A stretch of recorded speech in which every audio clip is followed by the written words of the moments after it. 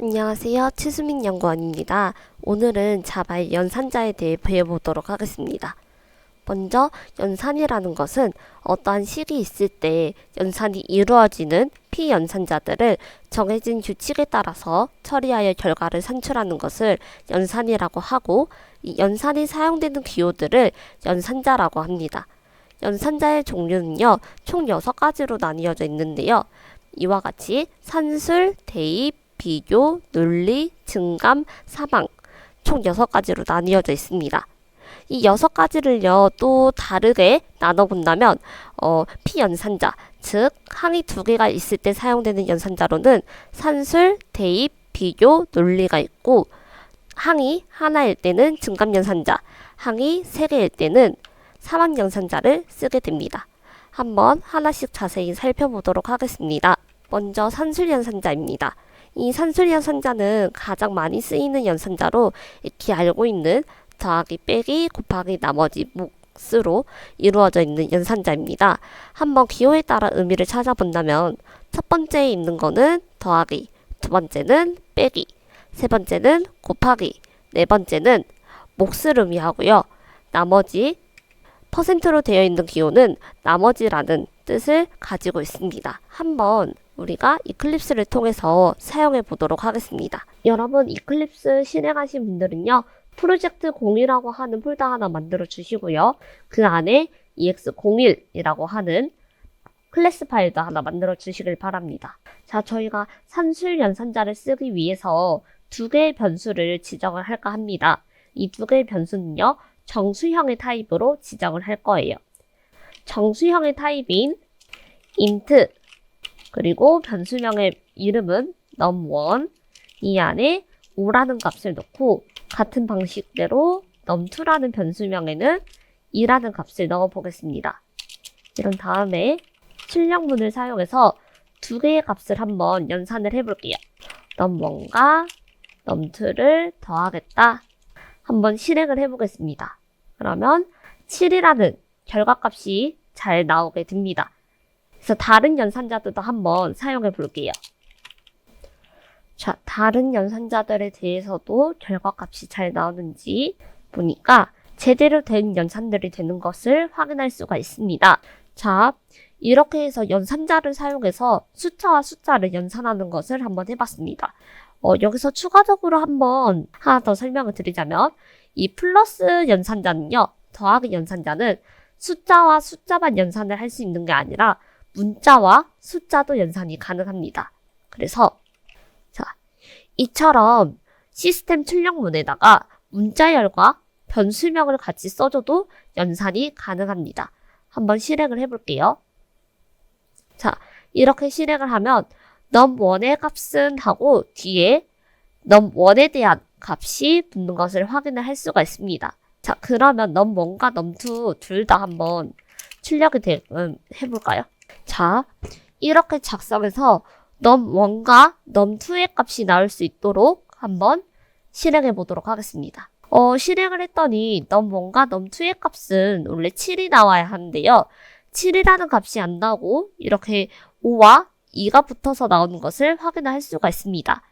이러한 경우는 어떤 경우냐면요, 우리가 왼쪽에서부터 오른쪽으로 하나씩 연산이 진행되게 되잖아요.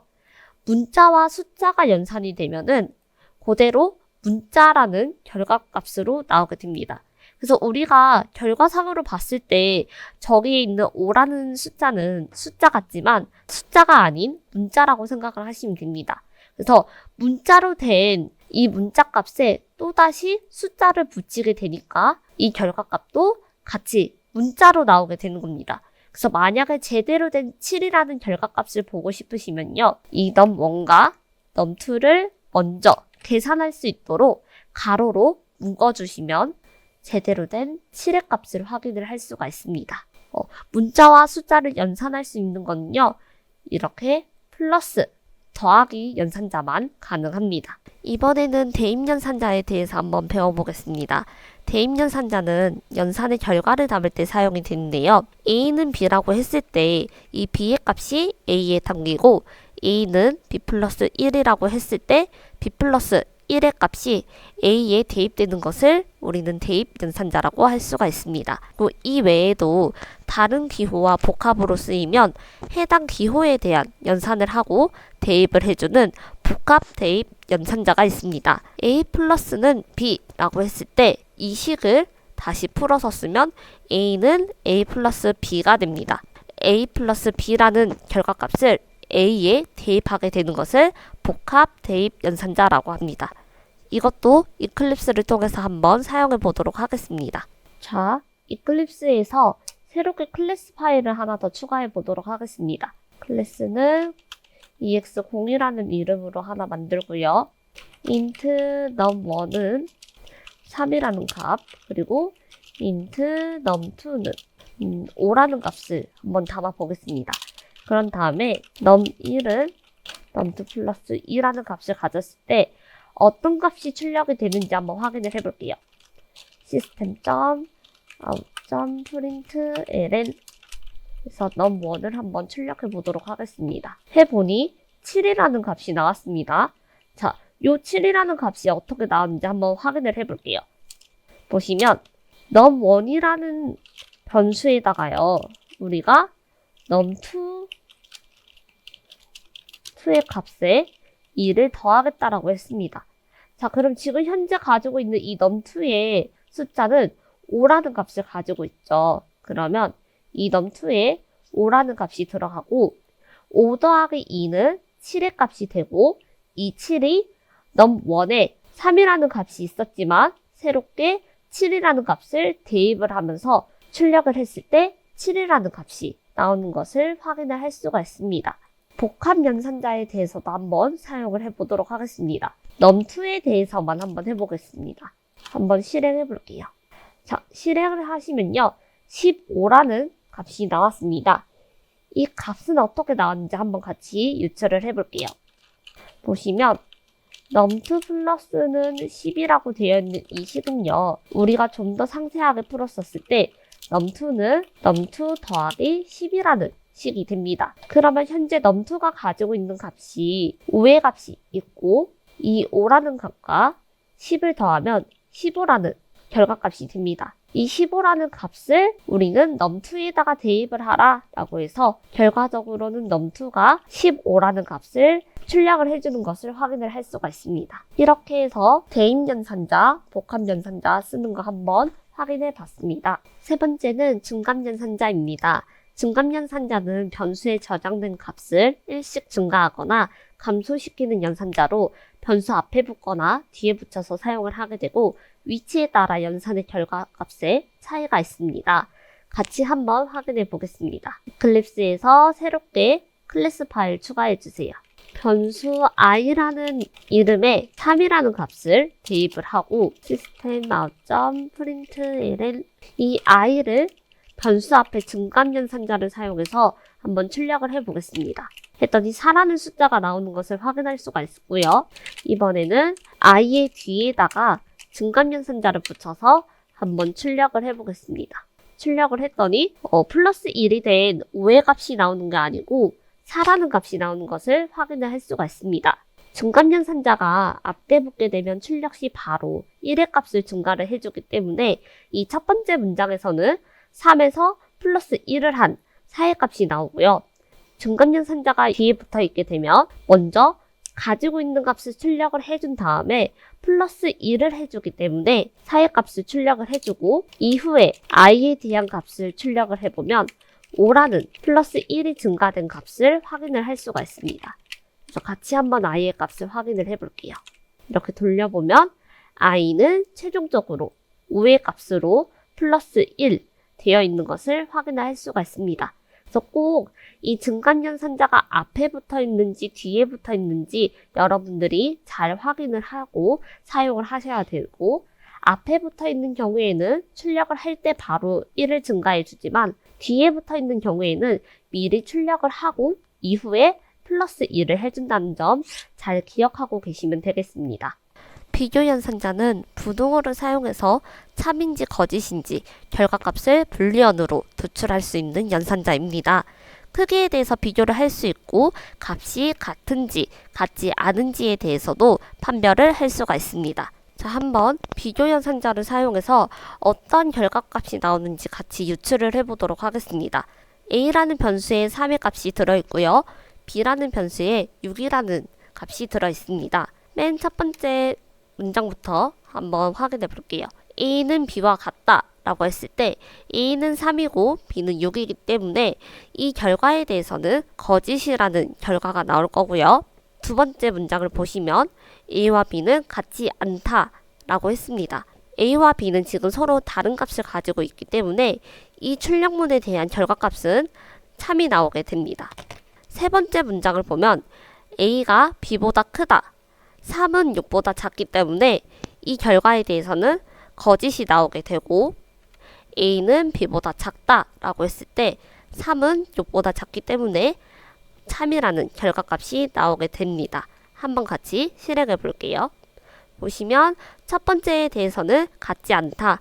3과 6은 같지 않기 때문에 같지 않다 false 그리고 true 두 번째는 같지 않다라는 말에 맞기 때문에 true가 나왔고요. 세 번째는 A가 B보다 크다. 거짓. A가 B보다 작다. true라고 나온 것을 확인을 할 수가 있습니다. 다음은 논리연산자입니다. 논리연산자는 not and or가 있으며 not은 주어진 값을 부정하는 연산자이고요. and 연산자는 두 조건이 모두 참일 때 true가 되고 둘 중 하나라도 거짓이 있으면 false가 되는 조건입니다. or 연산자는요. 둘 중 하나라도 참이 있으면 true가 되고 거짓과 거짓이 있으면 false가 되는 연산자입니다. 논리연산자에 대해서도 한번 같이 봐보도록 하겠습니다. 첫 번째 조건에 대해서는요. 우선 우리가 제일 먼저 확인해야 될 거는 AND 연산자로 이루어져 있습니다. AND 연산자 같은 경우에는요. 둘 다 true가 나와야지 true가 나오게 되는데요. 첫 번째 문장은 지금 앞에 있는 이 1이 3보다 작은지 4가 5보다 작은지 둘 다 true이기 때문에 true의 결과값이 나오고요.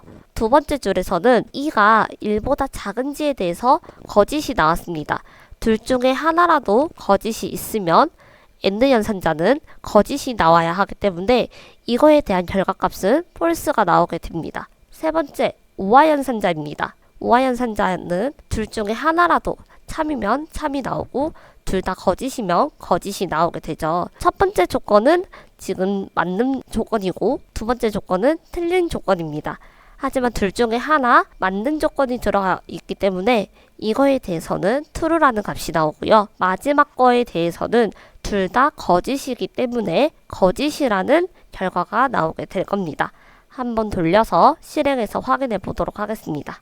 첫 번째 true, 두 번째 false, 세 번째 true, 네 번째 false 라는 결과가 나온 것을 확인할 수가 있습니다. 마지막으로 사방연산자입니다.